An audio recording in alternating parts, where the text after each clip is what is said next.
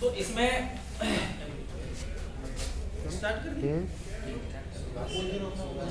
तो FLN mission वर्ष 2022-23 के अंतर्गत जो हमारी 22 सप्ताह की जो कार्य योजना थी, तो उसके अनुभवों पर आपने विचार किया होगा।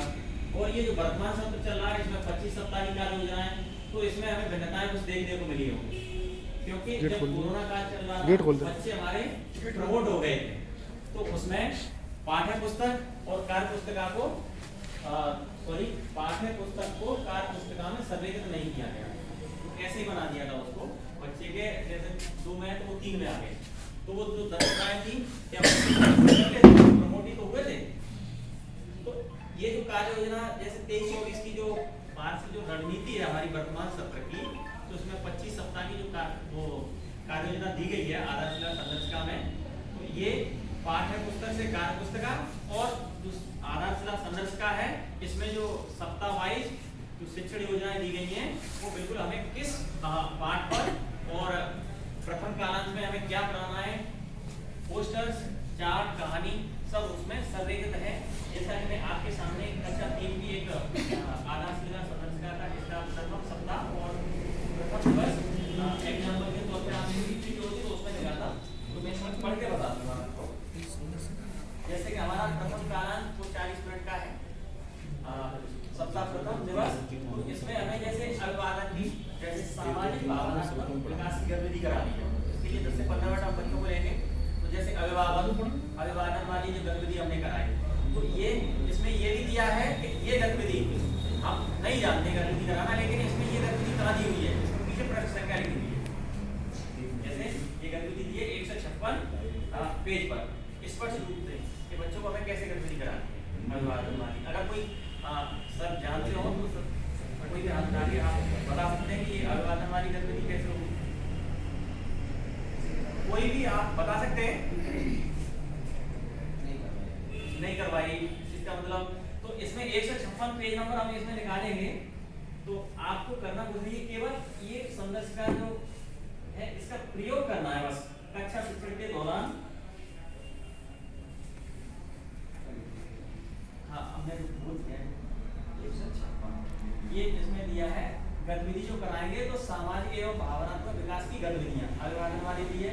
तो बच्चों को पहले अपना परिचय देंगे, परिचय दें, उसके बाद अभिवादन के तौर पर कोई भी क्रिया करें, जैसे अभिवादन करेंगे तो नमस्ते करना, हाथ हिलाना, उंगलियां चलाना, ऐसे तितली की तरह होना, बहुत सारी गतिविधियां, हंसना।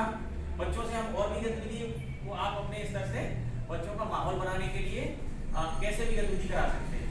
उसमें अलग अलग जो शिक्षण योजनाएं हैं उसकी गतिविधियां इसमें कई जो दी गई हैं, खेल वाली दी गई है या कविता है, कहानी, पोस्टर, वो सब प्रश्न संख्या इसमें शिक्षण योजना जो दी है वो सब अंकित है। ये हमारा पॉइंट समाप्त हुआ। उसके बाद है राष्ट्रीय पाठ्यचर्या की जो रूपरेखा 2022 NCF जिसको बोल देते हैं शॉर्ट में।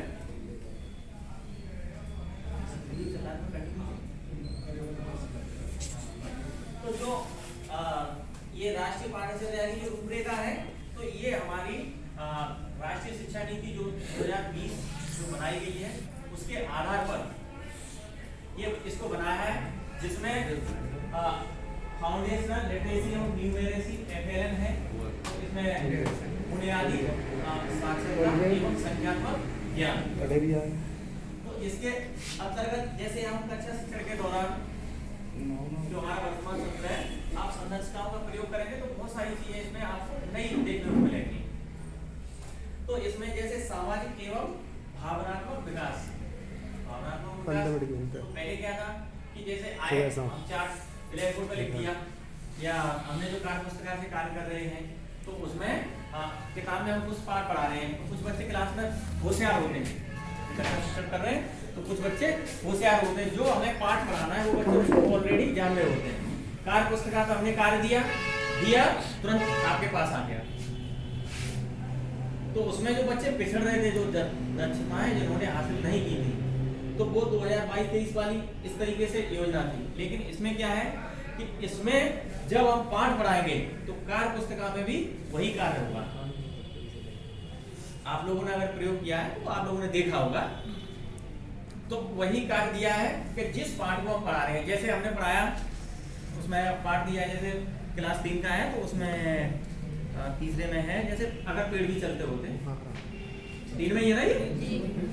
तो अगर कार्य पुस्तिका मेरे पास नहीं है, उदाहरण तो अगर आप ला सकें तो कल लेके आए उसकी भाषा की कार्य पुस्तिका भाषा वाली जो पंखुड़ी है, पिछले 2 में है और कलरव 1 में, वो तो मैं सही है बात गलत की भी, तो उसमें लाएंगे तो आप कार्य पुस्तिका में देखेंगे।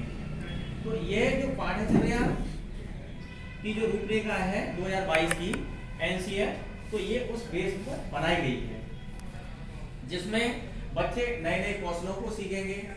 अगर बच्चा पढ़ लेता, दक्षता उसने हासिल कर ली है, तो उसको स्वतंत्र पठन जैसे रीडिंग कॉर्नर है, पुस्तकालय है, और बच्चा अगर पढ़ने में कमजोर है तो डिकोडिंग ब्लेंडिंग में कार्य करना है। तो ये सब इस शिक्षण जो संरचना दी गई है, तो इसमें शिक्षण योजनाओं में ये सब दिया गया है।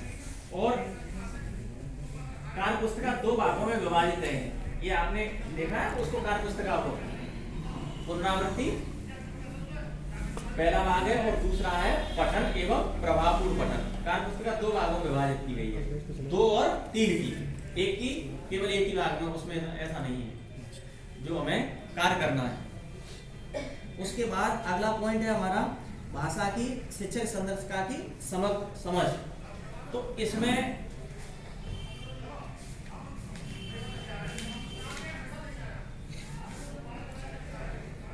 देख लो हैंडल कर 25 सप्ताह की जो ये कार्य योजना दी गई है, तो इसमें 1 से जो 4 सप्ताह है तो कक्षा 2 की दक्षताओं की पुनरावृत्ति करनी है।